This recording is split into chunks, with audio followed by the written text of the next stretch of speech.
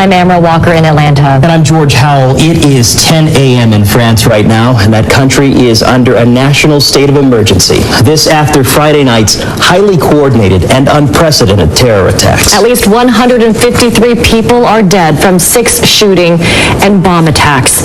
You are looking at the heavy security presence outside the Bataclan concert hall, which saw the most carnage.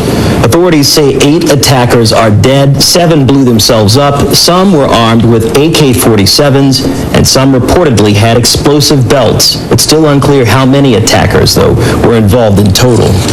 Diciendo con Marcelo Espina. Va Gómez y sale Koscielny. Muy monótono. Ibra.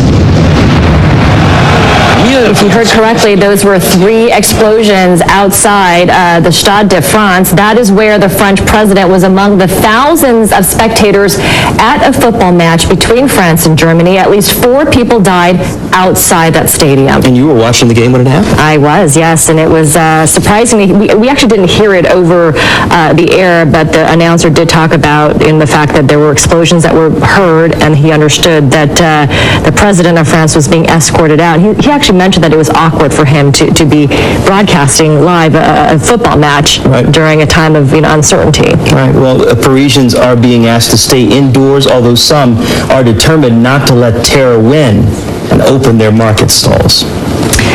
French President François Hollande said his country will be ruthless in its response to the horrific attacks and praised first responders. I've spoken to the Prime Minister and the elected members, the Mayor of Paris, in order to measure this tragedy, this abomination in several places of the capital, who tried to kill as many people as possible.